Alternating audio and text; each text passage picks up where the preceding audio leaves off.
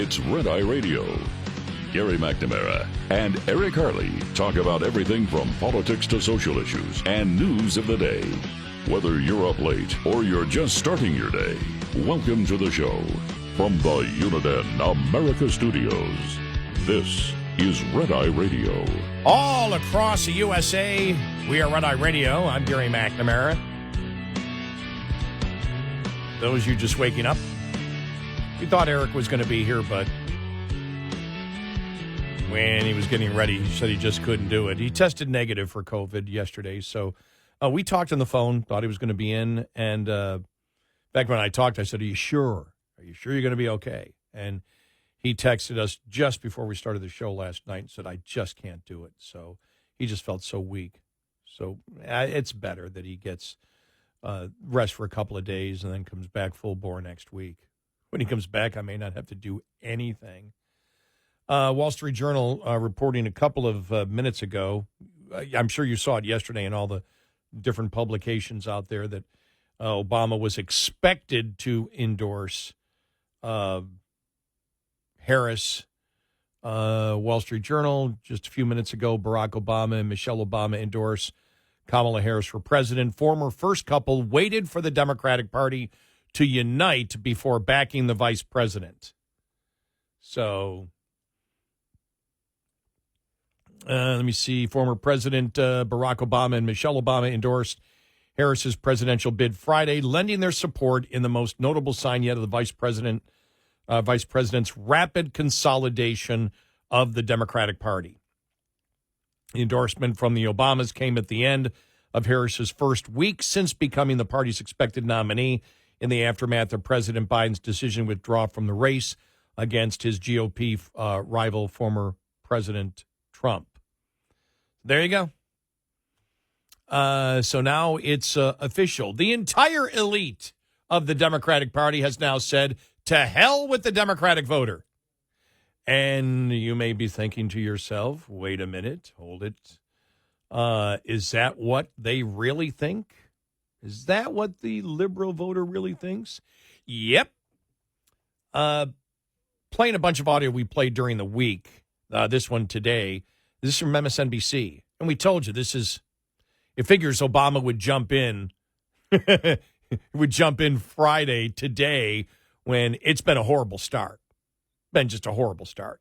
Let me just play you some of the audio. This is MSNBC's focus group of Wisconsin Democrats.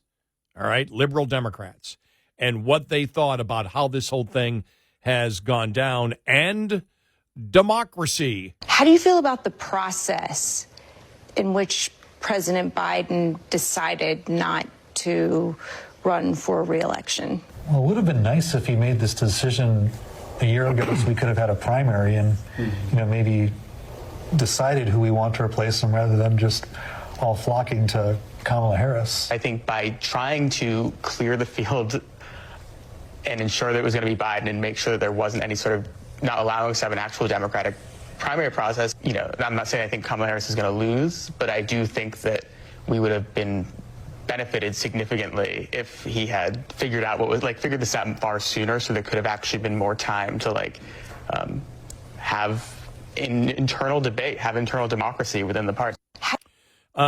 You heard it right there, and have internal democracy within the party. Now, they're all still aboard anyway. I mean, so it's like they recognize it. They're okay with it. But what other choice do they really have? Here's another progressive voter from Wisconsin.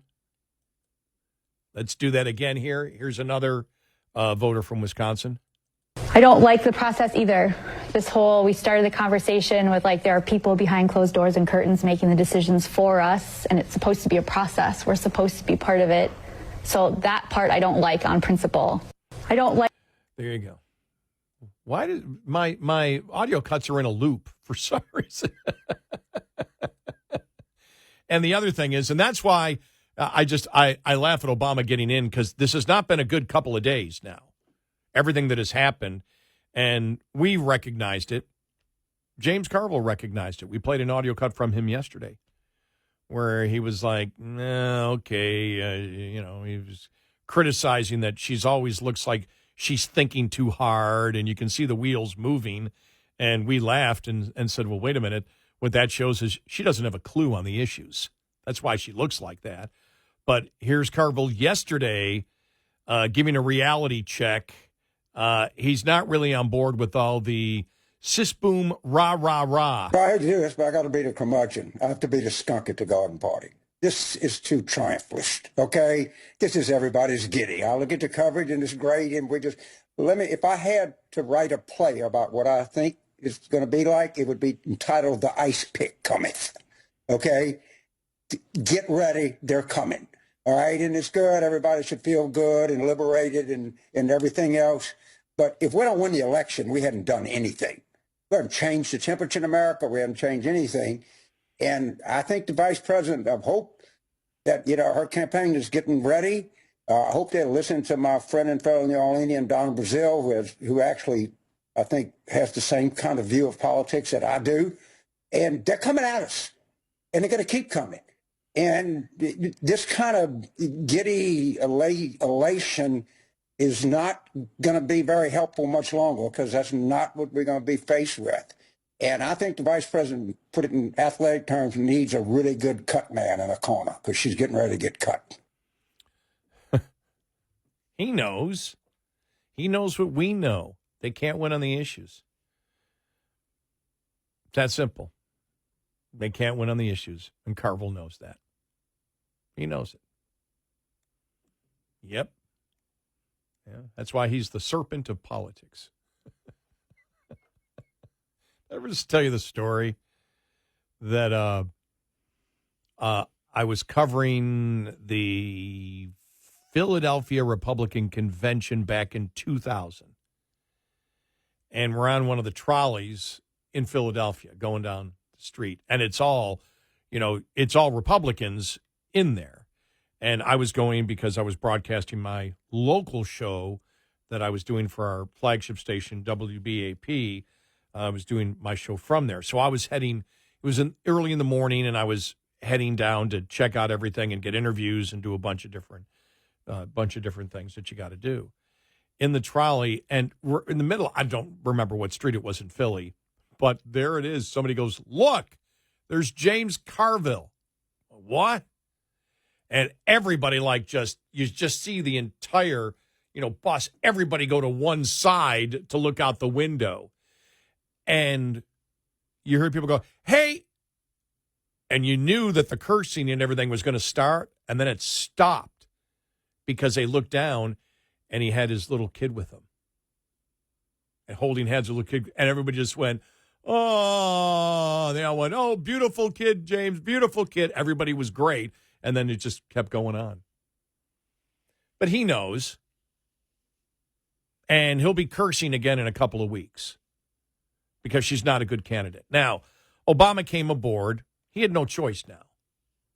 He never denied the stories from the New York Post that said he believes she's going to lose. And I believe because there was no denial of the story, and because of the credibility of the New York Post on other stories that they had, that they took a hit for, laptop that they were absolutely right on. I do believe it. I do believe that he wanted Kelly from Arizona to run. And I don't know if he came aboard because that's who she's going to pick for vice president.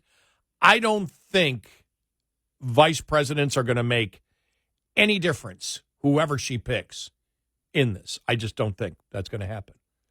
I don't think for Trump the same thing. Do you see the Newsweek story? The Newsweek story out there, Paul Begala, who I had to instruct. Oh, by the way, at that same convention back in Philadelphia back then, he had no clue how the school lunch program worked. Yet he was touting something. I went, you don't even know how it works. You don't even know how it works. And you're out here promoting it. Paul Begala says that he believes Trump will replace J.D. Vance with Nikki Haley. I was watching Alan shake his head. I couldn't see him, because of the computer and the everything in front of me, the microphone stands. All of a sudden, I see his hat just going back and forth over there, going, no way. That's what Paul Begala is saying, that Trump is going to replace J.D. Vance. I don't believe that's going to happen. Why? Because I don't believe that it makes a difference who Trump really picks. And I believe Trump believes it doesn't matter who he picks from the Republican side. And I don't mean from an ego standpoint, but he understands that people are voting for the top of the ticket. That's who they vote for.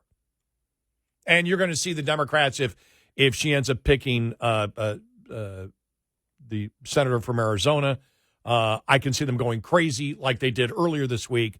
But, James Carville said, hey, stop it. All this giddiness, please stop it. And when he says she needs a cut man, like the cut man in a boxing match in the corner, it's like, is she going to get cut? She's going to get cut. Well, what's going to cut her? You know what's going to cut her? I'll tell you what's going to cut her. Herself. Herself on the issues. Because here are the kind of ads that they're running. This is, again, the latest ad. I am Kamala Harris. My pronouns are she and her. You're considered the most liberal United States senator. Actually, the nonpartisan GovTrack has rated you as the most liberal senator. Do you have any plans to visit the border? We are going to the border. We've been to the border. You haven't been to the border. And I haven't been to Europe. I am in favor of saying that we're not going to treat people who are undocumented cross borders criminals. That's correct. That is correct. A lot of the signs at the rally you just held were people standing there saying, abolish ICE. Yeah. Is that a position that you agree with? We need to probably think about starting from scratch. So you support giving universal health care, Medicare for all to people who are in this country illegally? I am opposed to any policy that would deny in our country any human being public health, period. Are you for defunding the police? How are you defining defund the police? It's actually wrong and backward to think that more police officers will create more safety. We need to get rid of money bail. Convicted, in prison, like the Boston Marathon bomber, on death row, people who are convicted of sexual assault, they should be able to vote? I think we should have that conversation. I am prepared to get rid of the filibuster to pass a Green New Deal. I have always supported Medicare for all. I was very happy to sign on to Bernie's bill, and I give Bernie, frankly, a lot of credit. There's no question I'm in favor of banning fracking. Do you ban plastic straws? I think we should. And it says at the beginning and the end, reject San Francisco radical Kamala Harris. And it was interesting. I was just going through Fox News yesterday, and on the little billboard they had there, they're having a discussion, Kamala's California. And I went, okay. Because we had said, how do you campaign against her? If you're a Republican, what do you do? We said one of the first things you do is you identify her with California. It's why Gavin Newsom polls so low. You would think that Gavin Newsom, because of his youth and the way that he can articulate the wrong ideas, that that he would be the one, that he'd be, top of the heap, but he's not. Why? Because he's California. And as we said, you've got to identify her as a radical liberal from California. And do you even have to go as far, because they have reject San Francisco radical Kamala Harris here? And so it's brought up the question, is a San Francisco radical liberal more liberal than a California radical liberal? Now, there's a debate you can have. All right, go. So, really interesting to see what's going to happen. She's the candidate now that Obama's aboard. Again, he did it to unite, and it was expected that if he couldn't get what he wanted, that he would come aboard to unite later on. He wouldn't be the first one there. But going to the New York Post, he believes she can't win. I believe James Carville doesn't believe she can win. And I believe the polls, as they start properly having the right, political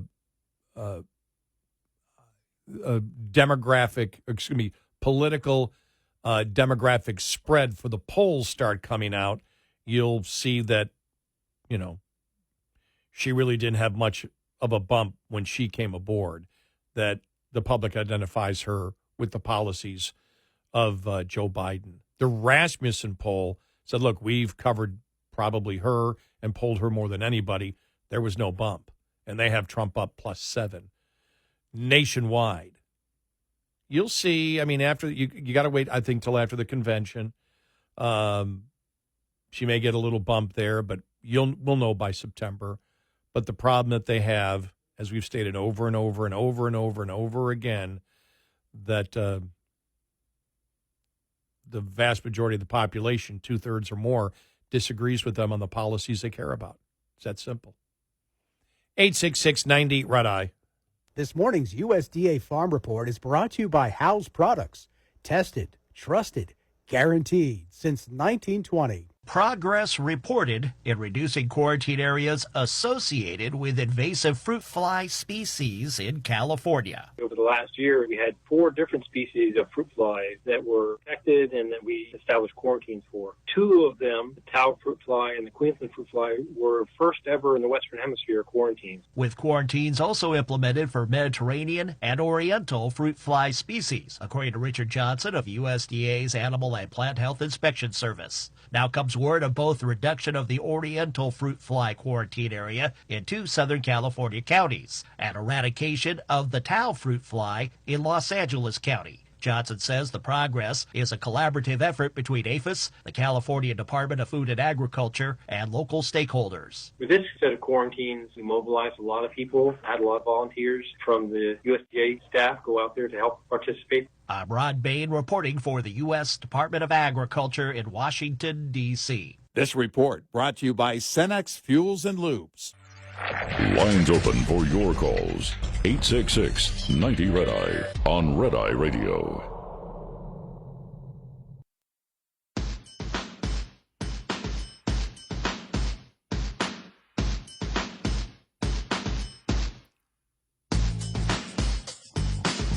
It's Red Eye Radio. I'm Gary McNamara. Eric hopefully will be back Sunday night, Monday morning. Let's go to Clark in Alabama. Clark, welcome. You're on Red Eye Radio. Yes, sir. So prior to June 27th, the Democrat voter base was convinced that Joe was good to go. They put him on that debate stage. It became very evident to the base that he could not win. At which point the base wanted somebody else desperately. Donald Trump's going to be president. We have to have someone else. Now, Kamala Harris presents a problem for the party of identity politics. They cannot ignore her identity. If they pushed her aside, they alienate progressive and bloc voters.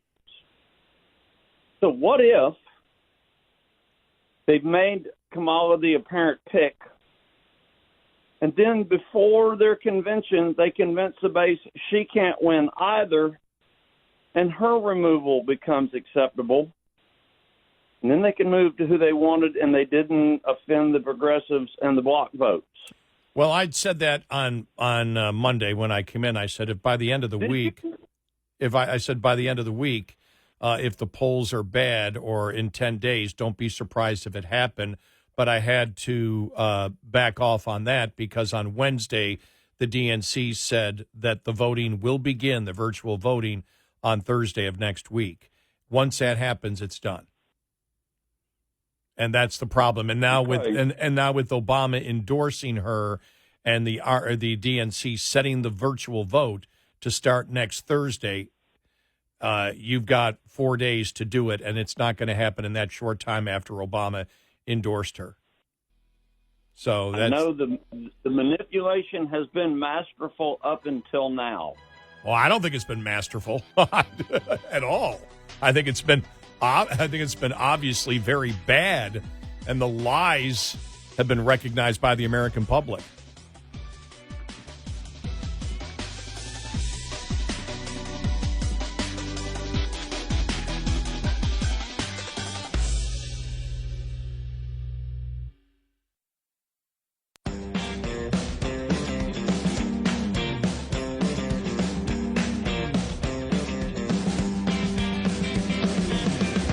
You're listening to Red Eye Radio.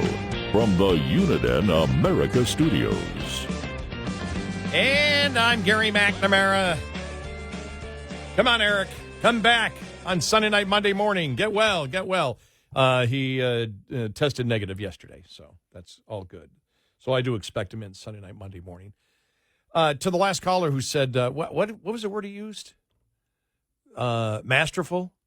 That, the Democrats in doing this? I don't think it was masterful at all. I think it was horrible. We read just in the past couple of hours, I know we started yesterday, it was, maybe it was today, Chris Cillizza, who, the well-known liberal writer, who was saying to Chris Coons, stop it. Stop saying that that Biden is a great patriot and that, Biden decided to pull out for the best of America. He was forced out. They told him, you have no money. You're going to get slaughtered. You're not going to have any money. And if you don't get out, according to the New York Post, which nobody that I have seen yet from their reporting has said is false, that they came out and said, you have no money, you're going to get killed, and we'll kick you out of office with the 25th Amendment. That those were the threats made against him. Let's go to the White House. This is yesterday. Here's Karine Jean-Pierre. All right, here we go. All right. President Biden will go down in history as one of the nation's greatest presidents, accomplishing more in nearly 4 years than most presidents do in 8 years. We read also from The Nation, from Norman Solomon, well-known, lifelong Democrat. The Nation, the country's longest-running liberal publication, who goes, this is insane what's going on. Absolutely insane. They're trying to make people believe in the White House and others who booted him out, who kicked him out. Thinking he's a great American for deciding on his own that, no, it wasn't that he thought he was going to lose. No, it wasn't sickness. He just thought it was time. He's one of the greatest presidents. He will go down in history as one of the nation's greatest presidents. People love his policies. He's had so much success in policies. He's viewed as a world leader. He has had successes like you can't believe. And he's leaving in order to save democracy. Well, what the hell are you talking about? You're in politics. People aren't stupid. If you're doing so well, you stay in. Why would you get out? This is what they're trying to sell. This isn't masterful. It's horrible. It's to the point where Democrats are saying, please just stop it. Stop it. Stop it. Stop it. So I'd say it's anything but masterful what's going on. And as the thing that they could always, anything is possible. Of course, they could sit there and change tomorrow and say, all right, she's out. It could happen. You get to Monday or Tuesday and the polls come out and they're like, we can't do it with her. We need to, let's get Mark Kelly. Let's get him in here. Now, there's going to be a disaster if they do that. There will be. I think there's going to be massive protest anyway at the DNC. But as we played for you already from the MSNBC interview with liberals, they know what's going on and they don't like it. It's like our vote doesn't matter. This isn't democracy anymore. We're still going to go along with it because whatever we need to do to win is okay. Whatever our narrative is, we'll support it. We have to pretend we care about democracy. But no, it's horrible and it's getting worse. And that's why I played someone like when I played the audio from James Carville. He knows. He's not an idiot. He knows what's going on. Here it is. I want to play this here. This is because this is the Chris Cillizza one. And this is where let me see. Chris Coons was being interviewed. He was the co-chair for the Biden campaign. And here's part of this interview. Here we go. Presidential bid. I spoke this afternoon with the Senate Democrat who knows him best, that Senator Chris Coons of Delaware. Senator Chris Coons, welcome back to the NewsHour. Thank you. Great to be on with you, Jeff. You are President Biden's closest ally in Congress. You were his campaign co-chair. The president's speech last night explaining why he's not seeking re-election, he didn't really concede any of the points made by those Democrats who sought to push him out of the race, that he's too old, that he's unable to effectively press the case against Donald Trump. Has he explained his reasoning to you? Was it the polling? Was it the fracture in the party? What was the specific issue or argument that convinced him to exit the race? Look, Jeff, I think what really matters here is that we take a moment and reflect on Joe Biden's incredible record, one of the most consequential presidents of my lifetime, maybe of our entire history. And he heard from and took seriously input from a very wide range of people, from senators and governors and mayors, but also just average people, friends, neighbors, people who worked for him, people he'd known for a long time. And he weighed his gut instinct, which is to get back up and fight. He is a person of grit and determination. And the input he was getting from pollsters, from average folks, from elected officials, suggesting that the path to the presidency, to re-election, was increasingly narrow. Joe Biden is clear-eyed about just how big a threat to our democracy Donald Trump poses. And so ultimately, because he loves our nation more than he loves his own personal ambition, he was willing to step aside. Now, that's a load of horse manure, as well-known Democrat liberal writer Chris Cillizza said in response to that on X. That was on PBS, by the way. But again, he wasn't willing to step aside. Pelosi, Obama, Schumer, and Jeffries had to push him out. Like, we were all there. We saw what happened. I don't get the rewriting of history. Because Democrats still believe that the people that vote for them are complete idiots and morons, and they can sell them anything because they're a bunch of suckers. Got a message from a Democrat who said, well, if Democrats, all they do is lie all the time, then why do they win? Well, because the people that vote Democrat accept the lies. That's why. They've accepted the lies. Now, the problem is now all the lies have hit up with reality. You spend, you create debt, you get inflation. Open borders?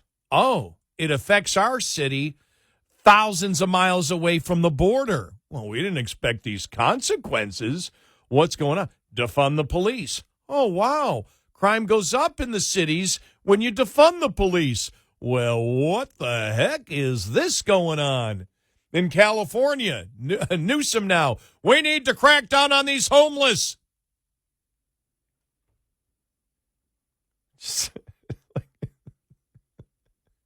So it's just amazing. What an amazing week. Really, what an amazing week. This is an interesting story. We spent some time talking about this. California's top state court on Thursday upheld a measure approved by voters allowing app-based services such as Uber and Lyft to consider drivers in California as independent contractors rather than employees entitled to greater benefits. The ruling by the California Supreme Court is a majority victory for the ride-hailing industry and many of the drivers who they wanted it this way, which said that many companies would end or limit services in the state if they were forced to treat thousands of drivers as employees. The court dismissed a lawsuit by the Service Employees International Union and 4 drivers who say a 2020 ballot measure known as Proposition 22, which preserves drivers' contractor status while granting them some benefits, was unconstitutional. Uber, in a statement, said that the ruling upheld the will of nearly 10 million Californians who voted to deliver historic benefits and protections to drivers while protecting their independence. And there you go. And like I said, there's the government trying to get in there and say, okay, you must hire people only in this way. And we heard from drivers.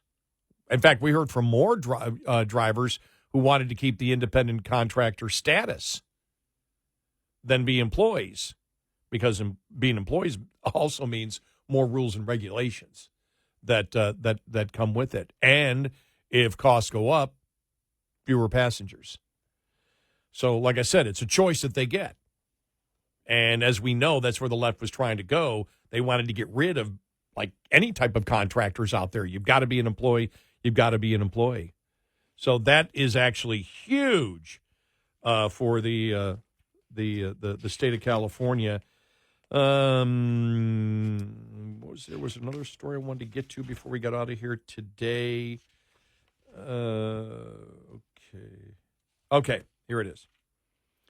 In the next decade, electric vehicle owners may find themselves waiting up to an hour to get a chance to charge their cars unless the number of DC fast charging stations increases fivefold by 2050, and that's not going to happen.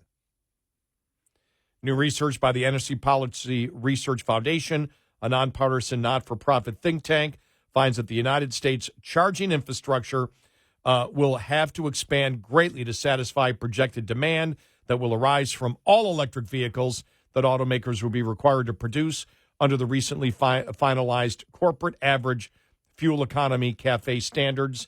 The National Highway Traffic Safety Administration CAFE standards were finalized in June, and they limit the amount of carbon dioxide a vehicle can emit per mile, together with the EPA's tailpipe standards, which were finalized in March. The Biden administration is attempting to pressure automakers to transition their lines to EVs. As I told you, I was on a plane a few weeks ago with a real great person who owns a bunch of dealerships, not in the state of California, but in a very, very liberal state. I told this person everything was off the record, so I don't want to even get close to identifying them by geography, whatever, but it is a very liberal state.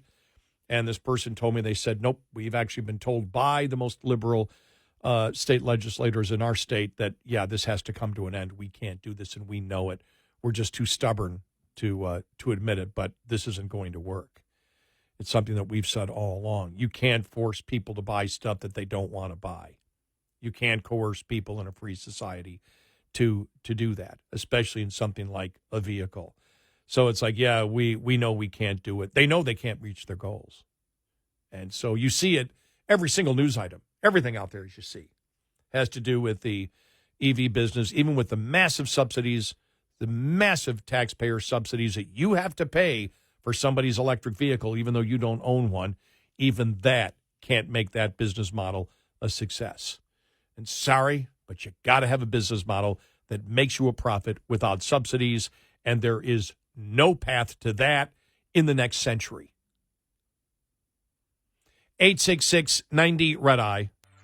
Get in touch with Red Eye Radio, toll free at 866-90-RED-EYE.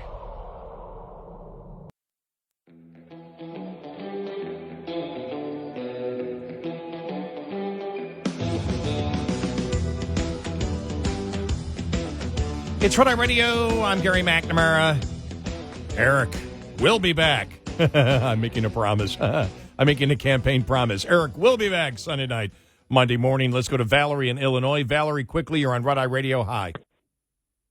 Good morning. Love your show. Hope Eric is feeling better. Thanks. I just wanted to say it's the MO of the Democratic Party to keep telling the same lie over and over and over again, and eventually the Democratic voters will believe it. It becomes truth.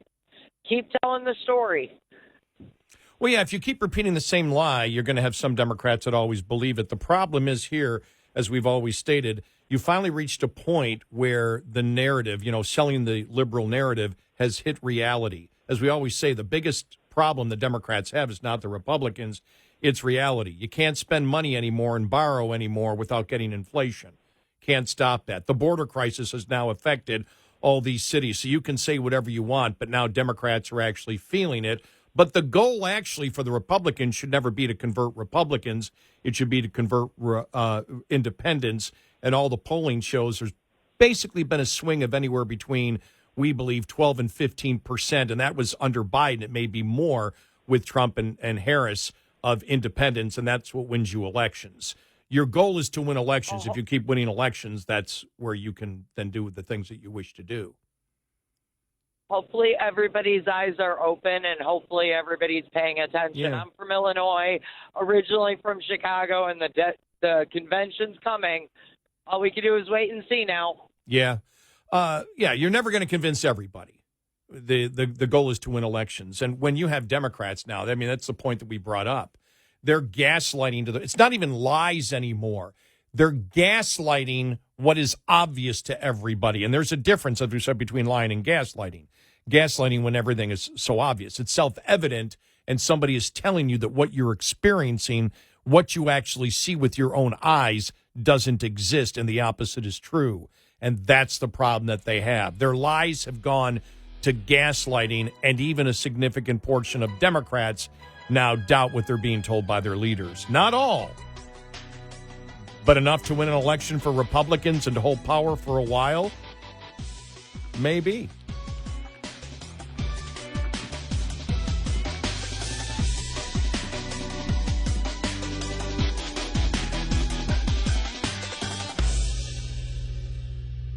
This is Red Eye Radio on Westwood One.